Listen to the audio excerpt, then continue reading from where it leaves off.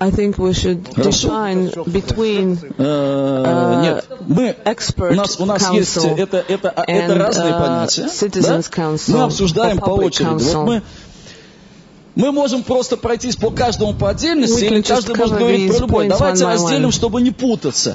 Экспертный совет. Хорошо. На кону стоит идея экспертного совета, как сформулировала Бузов, около 15 известных с именем признанных специалистов, универсальных, как он сказал, да, более-менее широким диапазоном вопросов, относительно которых они будут отзываться, которые могут апробировать вплоть даже до права вето на какие-то решения правительства, если считают, что это вот совершенно такое неправда. Вот как вам эта идея? How do you like this idea with expert council? Я думаю, что экспертный совет будет работать, если он будет верхушкой айсберга, то есть к нему должны стекаться какие-то предложения. Если Я предлагаю, чтобы каждый, кто будет говорить или только это скажет, оценил по 10-бальной шкале. If you could rate it from 1 to 10, будет ли это работать? Whether it will work, this suggestion or this proposal or this body. And if you say 7-3, it means that it will probably work, and the risks that it won't or will be harmful are minimum. Я оцениваю 5-5, но если ничего не будет под экспертным советом, то это ничего не изменит. Assess it as 5-5, so it's 50-50 basically. It is both. It can be both very fruitful. What we need for this expert council is to have qualified demand. То есть экспертный совет подотчетный тогда гражданскому обществу, а не министру, да, не премьер-министру. Да, понял, спасибо. And not to the prime minister. Извините, я вот как человек, который занимается созданием конкретных интернет-систем, I work with actual internet systems. I won't assess any of those proposals. В том, что, может быть, это все останется совет и прочее. Но если вы будете реализовать электронную систему методом указа, просто давайте создадим систему. И не подумайте, что комплексити всего того, что вы хотите сделать, она вырастет либо в распиливании бюджетов гигантских этих масштабах, и в конце концов выльется то, что вы уже сказали, что это будет насмешка. Надо ограничить, но сделать то, что мы требуем реализации, нужно сделать ее максимально эффективно. То есть вот доступ к данным в простой форме. А вот создание систем пускай делает рынок. Люди, которым не нравится ЖКХ, пускай они создают свои вещи. Люди, которым нравится политика, пускай создают политику. А здесь, кстати, самого главного права на доступ к данным и нету. Here we're not talking about that. I mean, the system should be as simple as possible. To have as little incentive for those who profit from the governmental projects. Я бы, наверное, 4-6 сделала, но я считаю, что можно туда добавить, чтобы мы получили дополнительные, возможно, неожиданные эффекты. Первое, я хочу, чтобы экспертный совет был инструментом публичной карьеры экспертной и государственного служащего в Российской Федерации. Именно поэтому я полагаю, что туда должны быть заложены некоторые ограничители. Например, член экспертного совета должен быть моложе 40. Потому что иначе мы получим только получим. Кузьминов, Аузан, я их всех люблю, но понятно, кто туда войдет. Они для этого были специалисты. Вторая вещь. Я думаю, что публичный экспертный совет, если это эксперт, а не общественный совет, должен положить жизнь на то, чтобы сформировать и апеллировать панелью народных экспертов, о которой я говорила.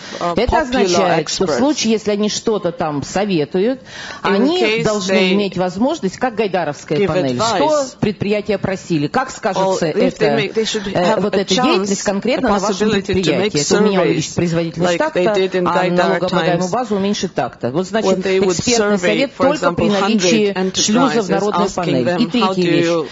Чтобы он не был безответственным, я предлагаю, чтобы экспертный совет подписывал или выражал особое мнение при докладе председателя правительства о деятельности правительства в Государственной Думе.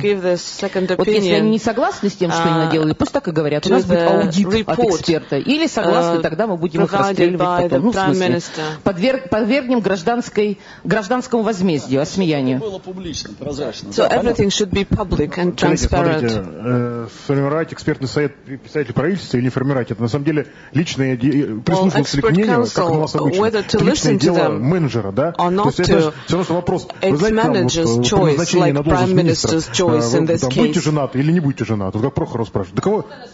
Да, ну, нет. It's like when they were asking Prokharov, интимное дело. Are you going to get married or are you not going to get married? It's his own private matter. Он должен формироваться, не председателем, well, this kind of council should not be formed by the Prime Minister. And they should be paid not by the Ministry of Finance. Хоть от Сороса. Well, it doesn't matter who pays them. Let Soros, George Soros pay them. Doesn't matter. Or World Bank. Значит, формируется представитель правительства, значит, получает зарплату не в Минфине, и третье, значит, его решение обязательно публиковать. Its decisions have to be published. По поводу отчета, но это отчет раз в год. They must give an annual or a monthly report. Accepted. Григоренко Александр, просто перед Александр Григоренко. I'm just a common citizen. Общественных советов, то я считаю... When we speak about those civil councils and expert council, we're talking about expert council. Каких-то структур, экспертный совет, неважно, как они называться, неважно, как будто хотите. Я считаю, что такие структуры не нужны. При правительстве существует достаточно, их существовало, и будет существовать куча различных советов, комитетов и так далее. Не органы меняют ситуацию. Это касается и общественного совета, если на каком-то федеральном уровне в том числе. А вот что касается нижней части, это как раз электронный бюджет, это вот говорил коллега, да? Let's not mix various proposals. Добрый день. Антонов Михаил, правительство Пермского края. Perm Regional Government. Попробую языком взбесившегося бухгалтера сказать пару слов. Вы speak as a wild accountant. Не-не-не, я так правительству. Значит, смотрите, какую вещь я хочу сказать. Разница в дискуссии, которая происходит здесь и сейчас, и то, что мы услышали в презентации в качестве мер. Значит, я могу соглашаться, не соглашаться с какими-то вещами, там, пропагандировать пермский опыт конкретно, но в целом, о чем говорит вот эта аудитория? Она говорит о механизмах самоорганизации, конкуренции, закрепления ответственности, декомпозиции четкого понимания результата и услуги, доступности информации, значит, и предлагает какие-то шаги к достижению примерно вот этих ценностей. Посмотрим на список инициатив. Посмотрим на список инициатив, да? Значит, и мы выясняем, что вот эта схема не борется за эти ценности, предлагаемыми методами, предлагаемыми инициативами. Она борется за какие-то другие. Возможно, сегодня на этом этапе развития она не может ничего пока лучше предложить. Потому что пока мы все видим, что при том, что это интересный, смелый эксперимент внутри власти, он держится на административном ресурсе. На желание группы высокопоставленных людей решить благородную, правильную, хорошую задачу, но тем не менее вот такими методами. Значит, и главная задача открытого правительства вот на нынешнем этапе и как органа, и как системы принципов, да, сделать вот этот переход из собственно, как задача, собственно, всей страны. В этом смысле, да, показывается, что правительство-то открытое, стоит перед теми же выборами, что и страна в целом. Значит, и при том, что какие-то из этих инициатив интересны, я могу к ним отнестись. Например, я бы хотел отнестись к электронному бюджету. И я здесь поддерживаю еще раз мнение господина Дроздова. Да, там известны все эти проекты Open Data. Мы, например, как инициатива, там, серьезно рассматриваем возможности, необходимость участия в этих проектах. Да. Они хотя бы для бизнеса дают огромный толчок роста. Значит, электронный бюджет, он выложен, бюджет Пермского края, в 10 разных раскладах. у всех, у них одна и та же судьба. В момент, когда министр финансов выкладывает этот бюджет, всплеск, там, 500 человек смотрят этот бюджет, на следующий день 50, на третий день 5, и далее как бы статистическая погрешность. То есть мы говорим, что этот инструмент не полезен. Он вызывает лишь интерес, но он не приносит пользу. Значит, когда мы обсуждали с министром финансов, что вот очередной расклад бюджета, значит, вот мы еще как-то хитро его разложили, снова получилось то же самое голосование электронное. And we put it on electronic voting. I said, well, let's do it a different way. Узнать, как финансируется школа, в которую уходит ваш ребенок? Жми сюда. To know how the school your child attends is financed. Все заинтересуются. Press the button. Пока нет. Пока нет. Но они зато перевели на народный язык. Мы выяснили, например, что содержание там общественной палаты стоит 6 рублей каждому жителю, 15 рублей стоит МФЦ, по-моему, и так далее. Это уж хотя бы на народный перевели. По крайней мере, мы попытались хоть дать возможность жителям понять вот из тех институций, которые на слуху, да, что, сколько они тратят на это. Значит, поэтому мой прогноз по электронному бюджету, например, отрицательный, prognosis в этом смысле. My forecast for the electronic budget is negative. Я считаю, что вот это где-то примерно, вот чуть-чуть вот именно к тем механизмам, про которые мы говорим, да, конкуренция, самоорганизация и так далее. Да? То есть он, по крайней мере, возможность создавать конкуренцию мнений, да, на этой площадке. Значит, я бы за пользу дал высокий балл, а вот за возможность реализации, наверное, бы крайне низкий. Экспертный или общественный? Are we talking about expert or public council? Работать не будет, но польза большая. But it will be very useful. It won't work, but it will be very useful. От многих государственных органов огромнейшая польза достигается в тот момент, когда они прекращают работать. Поэтому это может тот случай. Вот если общественный совет будет заниматься понятным рейтингованием деятельности органов власти, например, рейтинг их публичности, рейтинг работоспособности консультационных механизмов с населением, или, например, соответствие целей, которые выдвинуты были в начале, результатам, которые проявили потом логический структурный анализ. Вот мы, например, Институт общественный договор и Центр Грани, мы для Федеральной антимонопольной службы во всех регионах Российской Федерации работают общественно-консультативные советы при территориальных управлениях ФАС, которые занимаются одним, проводят ежегодный мониторинг достижения реализации службы общественных интересов, не их результатов, а общественных интересов. Если они просудились 88 раз, а бензин как дорожал, то, извините, общественный интерес плохо, с адвокатированием работают плохо. И готовят публичный доклад, который потом обсуждается и Артемьевым, и, соответственно, в рейтинге входит региональных территориальных управлений ФАС. И точно так же потом обсуждается на коллегии Федеральной антимонопольной службы. Я точно знаю, что улучшилось, например, во внутренней информационной среде. Так что это зависит от практических вещей. Спасибо. Значит, я не слышал больше других существенных комментариев по поводу экспертного совета при председателе правительства. Переходим к следующему. Тогда мы ничего не решаем, мы просто вот я отметил эти оценки, и потом обобщаем и доложим. Нет, результатом является экспертного совета, результатом является мнение экспертного совета. Да. Мнение мы, безусловно, выразили. Оценка, средняя оценка, будет ли он работать, получается где-то около 3 баллов, не больше, из 10 возможных. Это такая наша оценка вот тех, кто здесь сидит, по крайней мере, те, кто молчат, они, значит, присоединяются к тем, кто высказался. Они не возражают. А вот если бы оно вдруг заработало, то это было бы здорово. Вот такая оценка есть, но это очень сослагательное наклонение. При том, что шансы на то, что заработает, небольшие.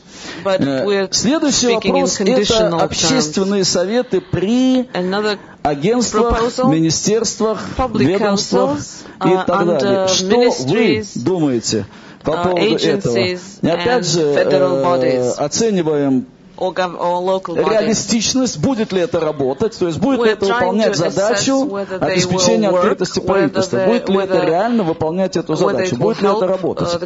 И на всякий случай вторая оценка, не окажется ли вредным. Пожалуйста, кто первый? Обсуждаем общественные советы при министерствах.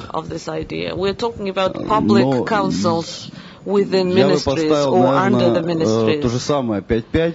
I would give 50-50 or 5/5. Если понимать, что это работает как результат этой работы воспринимать информированность общества, то есть открытость, да, то как бы он будет работать. Естественно, люди, приходящие на какие-то совещания, заседания, видят какие-то документы, они доносят дальше как в общество идеи, которые обсуждались. Безусловно. Однако здесь так я не услышал, какой результат должен быть деятельности этого совета. Он блокирует что-то, какие-то решения, или он просто выносит на обсуждение высокие уровни власти свое мнение по поводу деятельности какого-то органа. То есть, вот здесь вот большой вопрос, будет ли он работать, связан с конкретными его функциями. А информировать, безусловно, будет в этой части. Что он будет делать, никто не знает. Может быть, один совет будет себя так вести, другой будет так вести.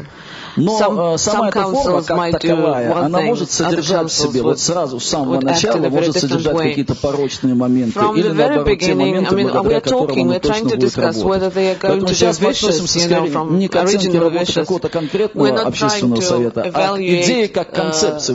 Вот эта вот концепция, она оправдает, будет ли она работать или нет, пожалуйста.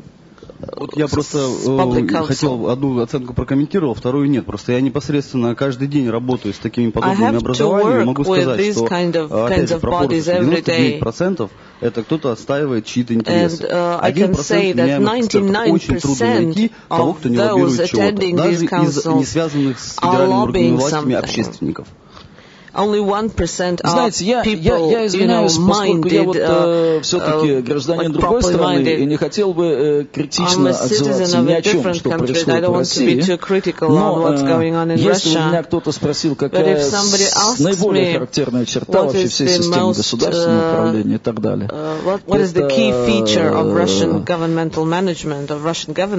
вместо представительства лоббирования, как просто 100%, тотальный режим поведения. Поэтому это действительно очень серьезная проблема. Каким образом это можно исключить? Есть способы. Есть способы. Но сейчас я не могу лекцию читать на эту тему. Я на самом деле присоединюсь к тому, что 99% лоббируют интерес. Так это нормально, да? Интерес описывается, если переносить на физику, значит, силой, да, это F, да, это векторная величина. Естественно, у каждого у нас есть. То есть мы как бы, для того и живем, чтобы реализовывать свои интересы. Нормально. Просто иное дело, что интересы, как бы, должны пересекаться. Не в том смысле, кому дать подрядчику А или подрядчику Б, да? А это как раз в том смысле, что интересы должны быть противоположны, да? То есть разделены, да? И здесь мы опять возникаем, возвращаемся к вопросу, кто формирует и с кого состоит. Я с коллегой не соглашусь, что Михалков может возглавлять общественный совет Министерства обороны. Потому что Михалкову наплевать на Министерство обороны. Да мне по большому счету тоже, если честно, да? Вот, как бы, цинично, да? То есть должны быть люди, которым не наплевать. Понятно, что солдатские матери, им 100% не наплевать, да? С одной стороны. Но не только. Значит, ВПК, да? Им тоже не наплевать. То есть интересы солдатских матерей и ВПК диаметрально противоположны. Абсолютно.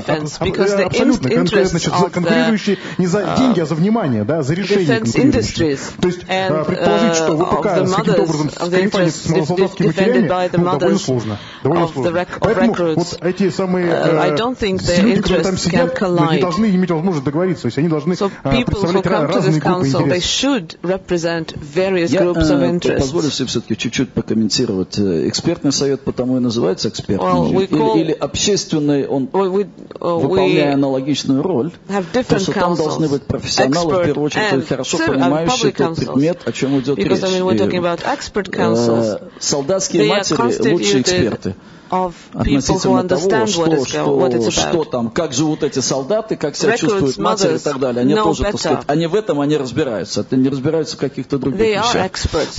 Но все-таки не лоббирование интересов задача экспертного или общественного совета, а как бы общественная экспертиза.